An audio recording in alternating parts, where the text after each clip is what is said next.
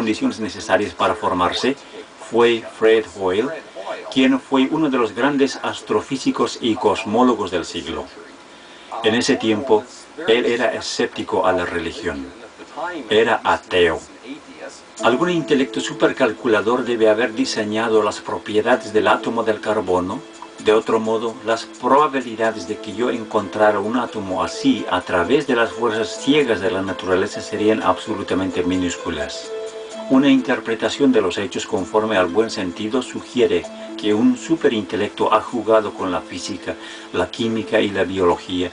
Las cifras que uno calcula a partir de los hechos me parecen tan sobrecogedoras que ponen esta conclusión más allá de toda duda razonable. Al parecer, es imposible que exista evolución a través de una larga serie de mutaciones al azar sin dirección alguna. Este hecho proyecta una nube de duda sobre todo el escenario evolucionista. Los científicos buscan hoy atajos, saltos milagrosos fuera del ámbito del azar. Muchos se sienten francamente maravillados de sus descubrimientos al hallar evidencias cada vez más claras de diseño inteligente en la naturaleza.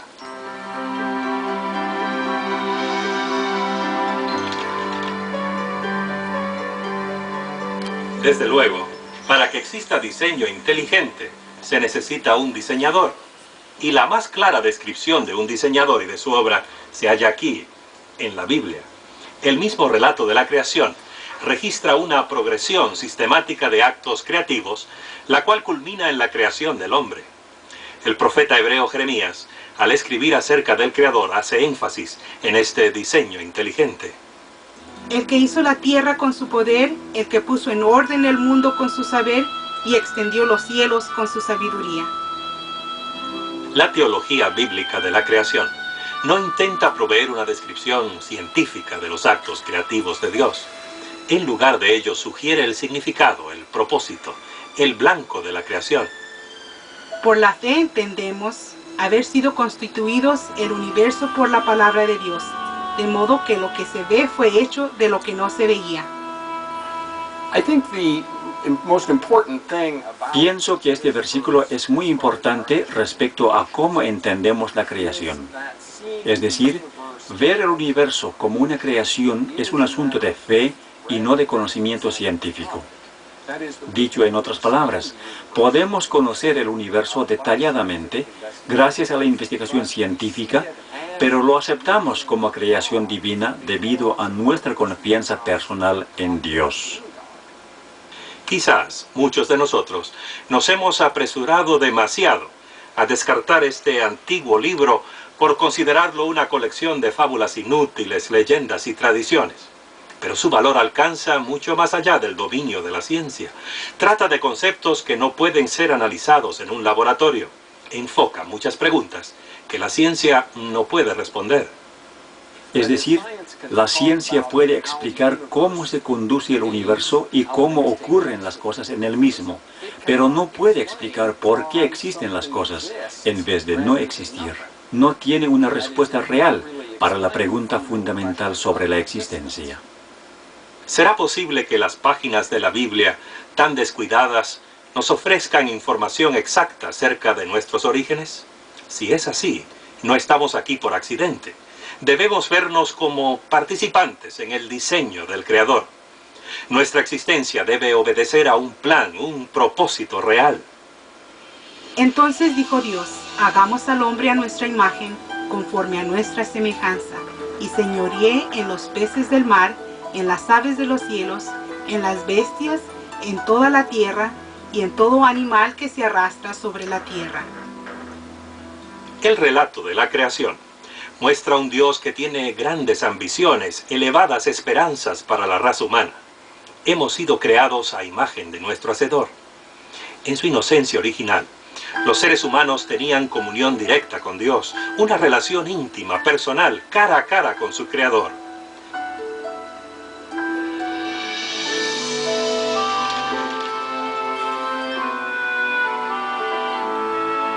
La Biblia dice que después de la creación de la humanidad, Dios marcó el fin de su obra con un día de reposo, estableciendo de este modo el ciclo semanal para las actividades humanas.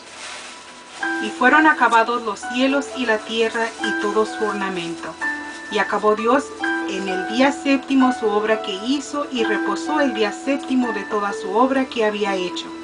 Y bendijo Dios el día séptimo y santificólo, porque en él reposó de toda su obra que había criado y hecho. Dios creó el mundo entero en 6 días y descansó en el sábado. Sin embargo, el sábado es una creación en sí, porque pone el resto de los 6 días en perspectiva. What did God create on the seventh day? ¿Qué es lo que creó Dios en el séptimo día? En realidad, no creó nada en el séptimo día. No creó nada.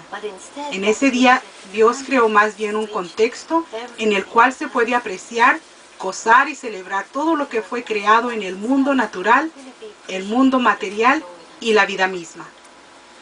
Al crear el sábado, Dios dio al ser humano una oportunidad para que le imitaran, para que entraran en su reposo y dieran un significado a su relación especial con Él como su Señor y Creador. Notemos lo que el Papa Juan Pablo II expresó en su carta apostólica de 1988, titulada Dies Domini. El reposo ha sido interpretado evocativamente como un elemento determinante en el tipo de arquitectura sagrada del tiempo. Recuerda que el universo y la historia pertenecen a Dios. La referencia papal a la arquitectura sagrada del tiempo reconoce la validez del acerto bíblico según el cual el ciclo semanal de 7 días fue planeado para nosotros por nuestro Creador. Por eso la semana es diferente de todas las otras unidades de tiempo. Pensemos en la estructura del tiempo. Cada uno de nosotros desarrollamos una percepción independiente del tiempo. Todos tenemos un pasado, algunos más largo, otros más corto. Cada uno vive en un presente inmediato y progresivo, cuyo ritmo se percibe como rápido o lento, según nuestra edad, nuestra disposición emocional, nuestro nivel de interés y otros factores subjetivos. En cuanto al futuro, es un misterio que todos compartimos. El sentido del tiempo de usted y el mío son diferentes. Si hemos de coordinar nuestras actividades, necesitamos establecer puntos externos de referencia. La mayor parte de los elementos que necesitamos para medir el tiempo se originan en la creación. El relato define un día como un período de oscuridad y luz, la tarde y la mañana. Lo causa la rotación de la Tierra sobre su eje. Las unidades de tiempo más precisas, las horas, los minutos y segundos, son simplemente fracciones del día. Eso es fácil. El año es el período que se requiere para que la Tierra dé una vuelta alrededor del Sol. El mes en su forma actual se basa aproximadamente en un ciclo completo de fases lunares, pero ha sido ajustado para hacer caber los 12 meses en un año. Ahora bien, el caso de la semana es algo muy diferente. A la primera ojeada es un período arbitrario, que no tiene relación con ningún fenómeno natural. El registro más antiguo de la semana se encuentra en la literatura y arqueología de los antiguos pueblos semíticos que habitaron en el suroeste de Asia antes del año 2000 a.C. ¿De dónde sacaron la semana? ¿Estaba engastada en su pasado como resultado del diseño del Creador? Pero, ¿es en verdad la semana una unidad de tiempo arbitraria, artificial? El astrónomo y antropólogo Antonio F. Aveni sugiere una alternativa. En su libro Los imperios del tiempo, informa que algunos cronobiólogos están convencidos que el ciclo de 7 días se haya grabado en nuestra propia naturaleza. El biorritmo de 7 días del cuerpo humano es uno de los descubrimientos recientes de la cronobiología moderna.